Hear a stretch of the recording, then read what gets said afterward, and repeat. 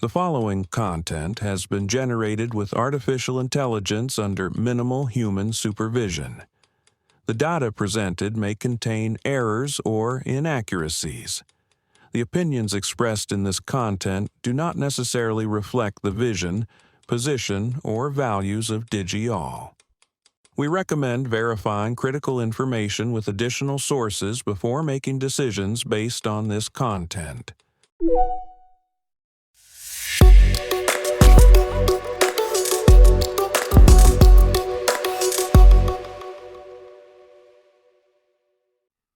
Welcome to DigiAll Tech News. Today is Tuesday, January 20th, 2026. I'm Kylie Brooks, and this is where technology becomes clear and engaging.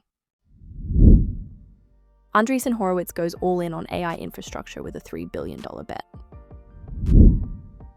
Chinese AI startup Moonshot sees its valuation jump by $500 million in just weeks.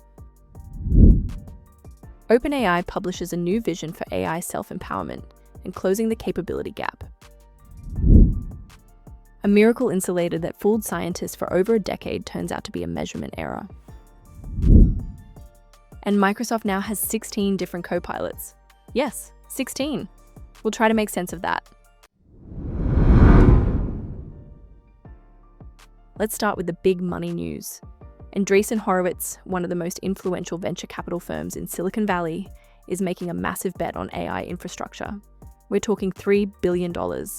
They started with a $1.25 billion fund back in 2024, and just this month announced an additional $1.7 billion.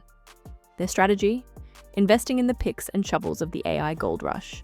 Coding assistance, foundational models, network security, benchmarking services, and developer tools. And it's already paying off. Their investment in Cursor, the AI coding assistant, skyrocketed from a $400 million valuation to $29.3 billion in just over a year. They've also seen exits with Stripe acquiring Metronome for $1 billion, Salesforce buying Regrello, and Meta picking up Waveforms. Partner Raghu Rajaram, the former CEO of VMware, put it simply, some of the most important companies of tomorrow will be infrastructure companies. Whether this proves the AI bubble wrong or is itself a symptom of the bubble, well, that's the billion-dollar question. Speaking of AI valuations, let's head to China. Moonshot AI, backed by Alibaba, is now being valued at $4.8 billion in a new funding round. That's up $500 million from just last month. The company is riding the wave of successful Chinese AI IPOs in Hong Kong. Jipu, which listed as Knowledge Atlas, now has a market cap of $13 billion, while Minimax sits at $15.2 billion. Sources say investor demand is so high that Moonshot could close this round early and push valuations even higher in future rounds. The Chinese AI boom is partly fueled by the fact that American chatbots like ChatGPT aren't officially available in mainland China, creating a massive opportunity for domestic players. Now, OpenAI published an interesting piece over the weekend about what they call the capability overhang. It's this gap between what AI systems can actually do and the value they're delivering to people and businesses. 3 years after ChatGPT launched and surprised everyone with its rapid adoption, frontier AI can now reason through complex tasks, build software, and conduct mathematical research. OpenAI outlined 3 principles to close this gap. First, being first to truth by releasing public economic data and comparing AI to human performance.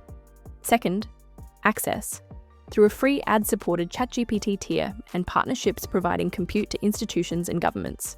And third, self-empowerment, with customizable tools for everyday tasks like budgeting and job hunting. The message is clear: AI's transformative potential, including double-digit GDP growth and scientific breakthroughs, depends on actually getting these tools into people's hands. Here's a fascinating story from the world of materials science. Back in 2010, researchers at Argonne National Laboratory reported creating a miracle insulator. By stacking ultra-thin alternating layers of aluminum oxide and titanium oxide, they achieved a dielectric constant near 1000. For context, regular silicon dioxide has a constant around 4. This sparked years of follow-up research. But here's the twist. A recent study reveals it was all a measurement error. The high readings weren't from superior insulation, they were from electrical leakage through the material. the aluminum oxide layers were chemically incomplete because the aluminum compound was stealing oxygen from the titanium oxide during manufacturing. The fix? Using ozone as the oxygen source instead. This created a proper barrier even at sub-nanometer thicknesses. It's a humbling reminder that in science, sometimes what looks like a breakthrough is actually hiding a fundamental flaw. And finally, let's talk about Microsoft and their Copilot situation. Someone on X actually counted them up, and Microsoft now has at least 16 different products called Copilot. 16! It started as Bing Chat back in 2023, got rebranded to Copilot, and then Microsoft just kept adding the name to everything. You've got the flagship Microsoft Copilot for general AI tasks, Microsoft 365 Copilot for Word, Excel, PowerPoint, and Teams, GitHub Copilot for developers, Security Copilot for threat detection. And the list goes on. There were even rumors about renaming Office apps to Microsoft 365 Copilot, which Microsoft had to publicly deny. It's reminiscent of the Windows Vista era, when Microsoft had so many product variations that nobody could keep track. Whether this aggressive AI branding strategy helps or confuses customers remains to be seen, but for now, good luck keeping all 16 straight. So that's our tech landscape today. Billions flowing into AI infrastructure on both sides of the Pacific. OpenAI thinking about how to actually deliver AI's promise to everyone. A decade-long scientific mystery solved. And Microsoft proving that when it comes to product naming, more is apparently more. We'll keep following these stories as they develop.